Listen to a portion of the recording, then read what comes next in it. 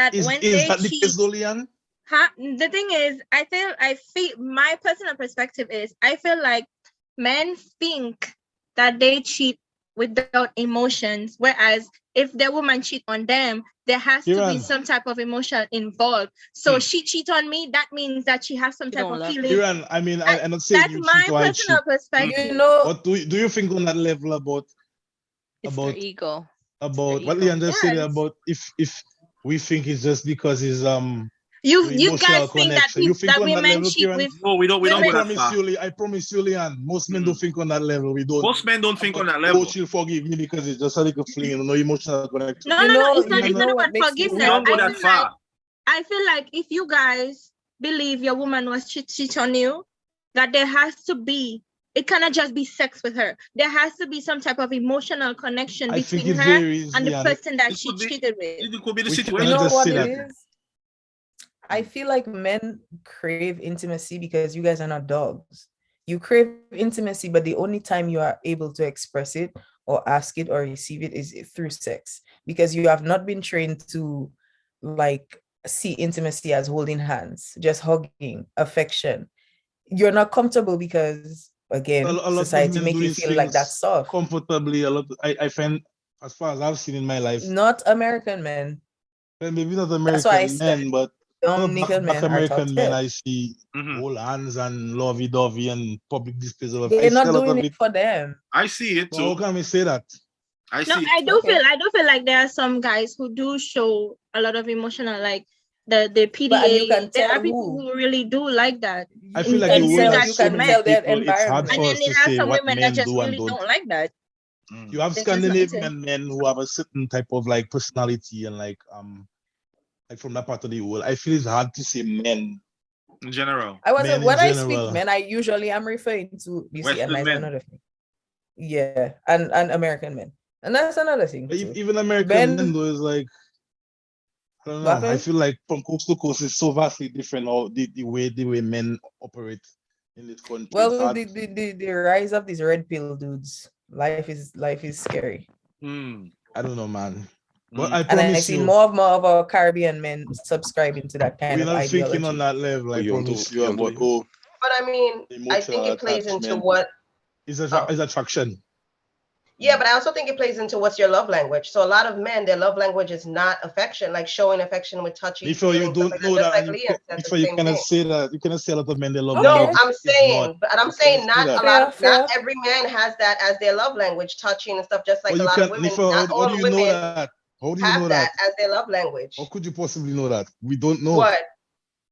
Everybody has a love language. That's what I'm telling you. Yeah, but everybody how do you know that what most men's love language is or isn't? We cannot possibly say that. You're right. I will take. I understand that, Brad. But what I'm telling you is, there are the different love languages, right? So some men, their love language may be me working and bringing food home for the table. That's the way they show love. Me protecting you, me being well, that's one way. That's one way.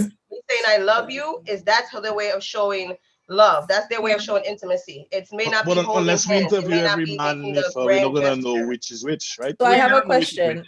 When you date the person, that's when you know what kind of person they are. But you just said most men. Can I say that? What's your question, Jane? Is your love language how you show love or how you receive love? How you show. Your love language is how you receive it. So for me, I like the love. Oh yeah, how you receive it. Yeah. Stuff like that. But my husband is not like that. He's not that type of person. That's not how he shows love.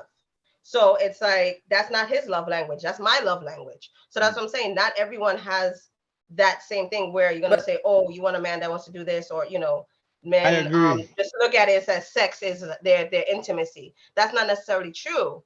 It may not be for him. I don't think for all of them sexes, but I think a lot of them do. I agree, but it's just I just kind of subscribe to us sitting here and saying most men anything because there's no. I feel that triggers.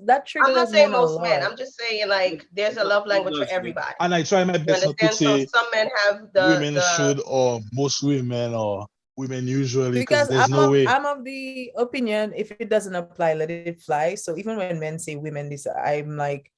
It doesn't apply to me, whatever. But it seems like men are very sensitive to that. It depends. If you're talking about something like, it depends. In a discussion like that where we're talking about men in general, I think we should be careful in making general statements by saying most men. Yeah. Okay, so here's why I say most men. But if you say, I don't know if I brought that statistic. So tell us why, MJ. 97 is too many. 97% of women worldwide, I said this, have experienced sexual harassment. 99% of their assailants are men. Therefore, as much as we want to say is not all men, because obviously, I think men assume that we dumb, that we don't know when we are communicating and saying men. Obviously, we don't mean statistically every man in the world. We are referring to the fact that there are way too many than it should be. Yeah, in that context, I agree. And when women say stuff in context of like sexual assault, or say like, oh, you know, when I come up when I walk in home late and I see a man, I clutch my purse or whatever. But it shouldn't have to get to the point of sexual assault for us to no, be but able to tell you guys. What I'm saying is issues that in the context, majority. Okay. Yeah, but in the context, Nifa was saying when she's talking about men's love language, like as a statistic, when you say most men's love language is X, Y, Z, I think that's a statement we should make. Right. Yeah, fair enough. Because we don't know. If you say that's what I said. I corrected myself and I was like, some people love language is this. Some people, right? So some everyone has different love language. So I did correct myself. But when it comes to sexual assault, I'm well aware that a lot more men than we think have done it and are capable of it. People we consider to be friends, family. You know what I mean? So that one, I really don't play with that one.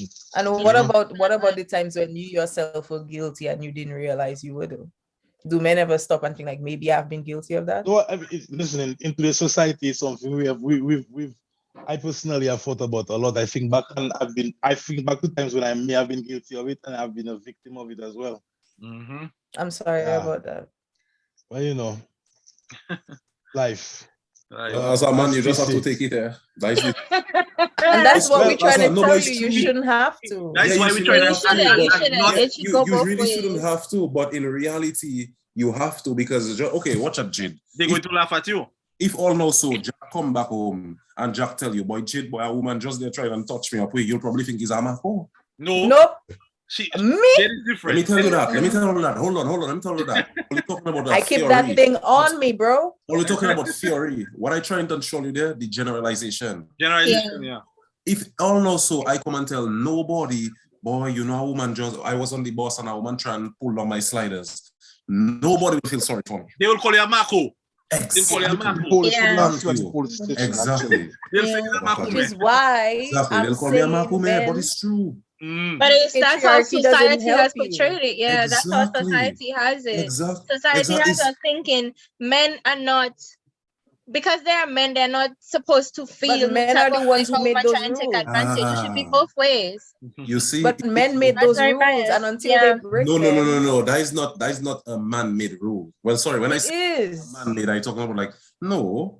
But you know, that is just something that they're in society. No, but you know, if you think about it, when you was in high school, right? If you were to tell your friends, you in a group with your male friends, and you tell them, boy, that girl try and do me this and that, and then boy checking, boy, what's wrong with you, boy? Why you do? So it's like it comes from your male friends, and then but that is society. No, but it's not just male friends. But that's what I'm saying. When I say men make the rules, but we are living under patriarchy, and that's what I'm trying to get everybody to understand. Yeah, you're right. You're right.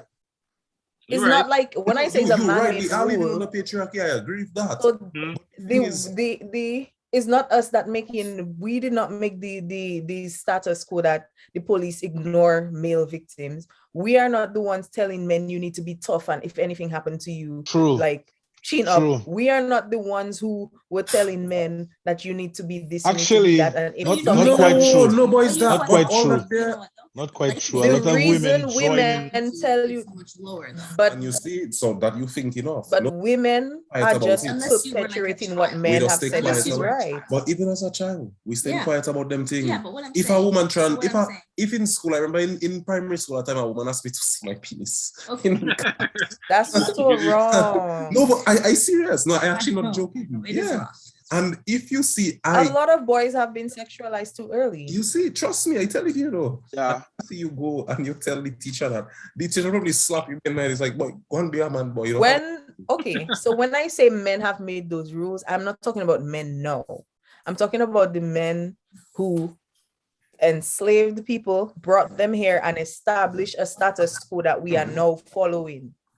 That's who I'm talking about. I'm not talking about you or I don't want to call him by his nickname because I just met him today.